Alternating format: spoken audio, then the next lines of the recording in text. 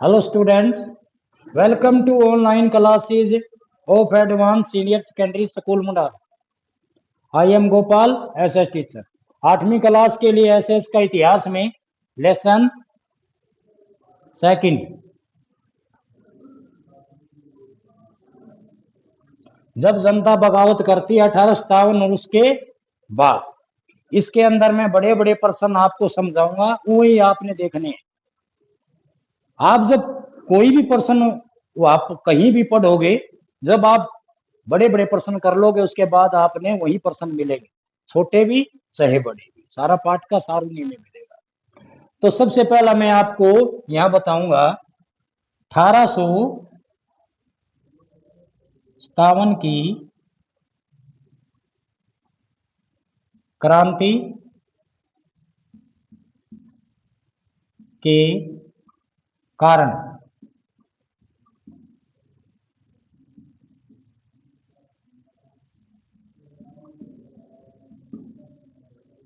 1857 की क्रांति के कारण। जब ये पूछा जाए कि 1857 की क्रांति के कारण बताइए बड़े क्वेश्चन के अंदर, तो आपने सभी कारण बताने, राजनीतिक कारण भी, धार्मिक कारण भी, सामाजिक कारण भी, आर्थिक कारण भी, सैनिक कारण भी। तो इसमें मैंने यही लिखा है कि 1857 क्रांति के कारण क्या थे। तो सबसे पहला मैं लिखूंगा ये, सबसे पहले मैं आपको थोड़ा बता देता हूं कि 1857 की जो क्रांति थी वह भारत में अंग्रेजों के खिलाफ हिंदुओं की थी। हिंदू बहुत दिनों से अंग्रेजों के जुल्म को सहन किए हुए थे और उनके दिलो दिमागों में अंग्रेजों के प्रति एक आग भड़की हुई थी। वो चाहते थे कि कोई ऐसा विद्रोह और हम उसका अंग्रेजों के प्रति अपना बदला ले। बहुत सारे वर्ग अंग्रेजों के प्रति बदले की भावना उनमें भरी हुई थी। इसलिए जो 1857 का विद्रोह हुआ या क्रांति हुई, उसमें उन्होंने भाग लिया। तो उसके सबसे पहले मैं पहले नंबर में बताऊंगा आपको राजनीतिक कारण बताएंगे। पहले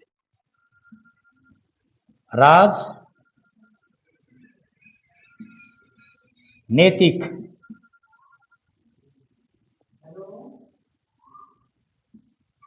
कारण। सबसे पहले हम राजनीतिक कारण बताएंगे आपको 1857 की क्रांति के राजनीतिक कारण। राजनीतिक कारणों में आपने ये नहीं लिखना कि सैनिकों को समुद्र पार भेजा जाता था, हमारे धर्म के ऊपर अंग्रेजों ने कानून बना दिए थे, हम बुरा मान के, ये बात। राजनीति का मतलब होता है राजनीति राजाओं के साथ, जैसे अंग्रेज थे यहां पर शासन करने के लिए आते थे, उन्होंने हमारे राजाओं के साथ क्या किया, वो सारी बातें राजनीतिक होंगी। उसके अंदर कोई समाज की बात नहीं होगी, कोई धर्म की बात नहीं होगी, कोई आर्थिक सैनिक बात नहीं होगी, केवल राजनीतिक बात होगी। वह राजनीतिक कारण है। जैसे यहां पर शासन करने के लिए लॉर्ड आते थे अंग्रेज इंग्लैंड से, तो वह हमारे राजाओं के साथ क्या बर्ताव करते थे, कैसी नीति अपनाने के लिए कहते थे, हमारे राजाओं को कैसे उन्होंने विरोध किया, ये सारी बातें आपने बताई। या वो किस प्रकार की नीतियां यहां चलाते थे, हमारी जनता को पसंद थी कि ना थी, ये सारी बातें राजनीतिक है। तो सबसे पहले मैं इसके अंदर छोटे नंबर से बात करूंगा कि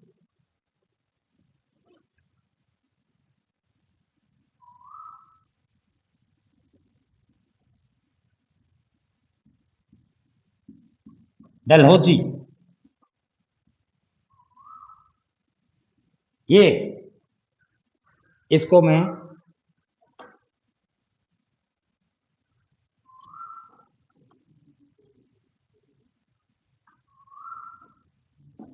लॉर्ड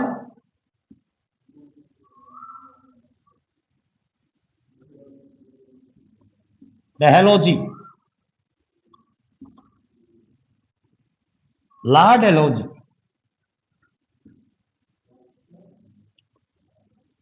इसने भारत में विलय नीति चलाई। कौन सी नीति चलाई? लॉर्ड डलहौजी ने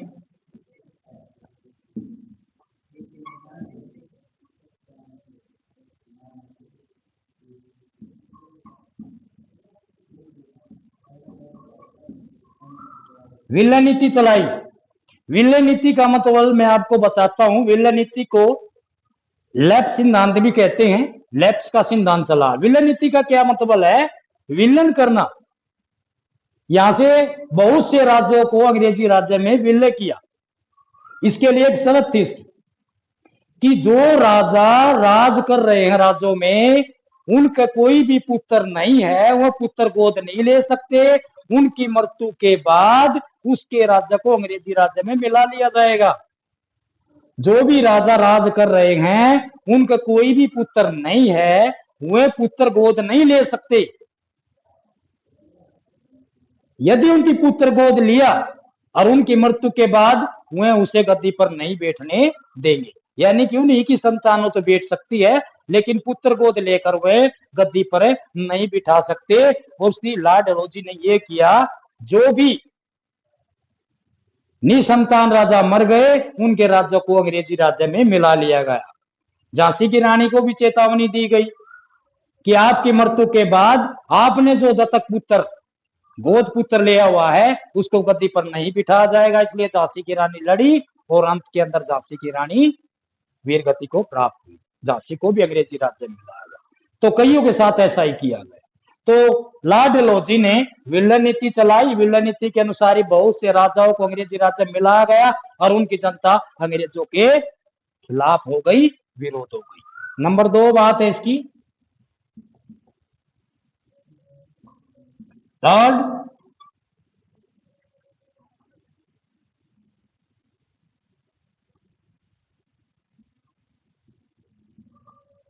वेल्जली। आगे आता है लॉर्ड वेल्जली। इसने भी एक नीति चलाई। उसका नाम था सहायक संधि। इसने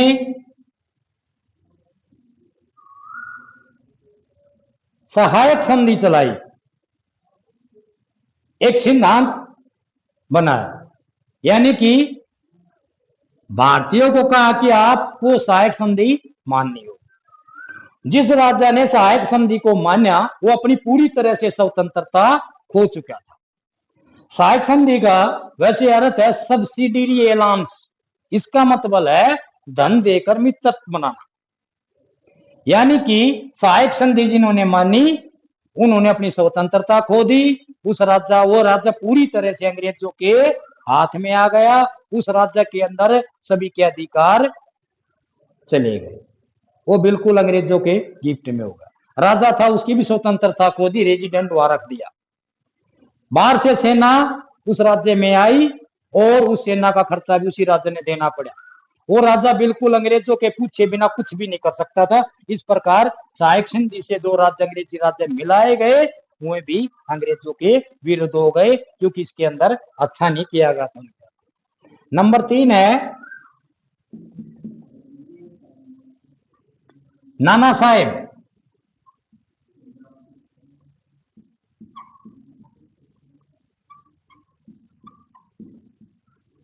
नाना साहेब की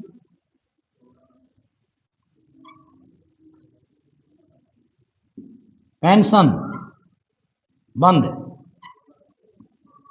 ये मराठा था नाना साहेब। इसको पेंशन मिली हुई थी वार्षिक।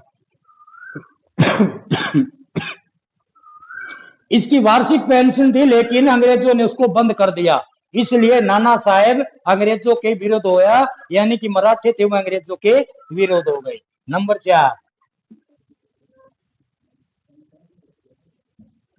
झांसी की रानी। झांसी की रानी को पुत्र गोद लेने की जब झांसी का राजा मर गया, तो रानी को कहा गया कि आप पुत्र दत्तक पुत्र जो आपने गोद लिया है, उसको गद्दी पर नहीं बिठा सकती।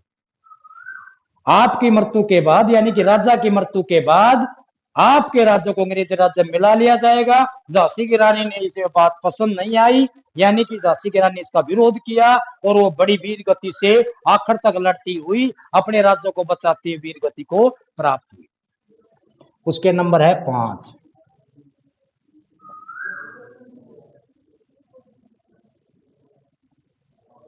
जो बड़े बड़े राजा थे अंग्रेजों ने इस प्रकार हड़पे, ये थे राजनीतिक कारण, केवल राजाओं से संबंधित थे। आगे मैं इसके और भी कारण बताऊंगा, जैसे धार्मिक कारण है, सामाजिक कारण है, अगले 4 पार्ट के अंदर उनको आप सीखिए, समझिए, लिखिए। धन्यवाद।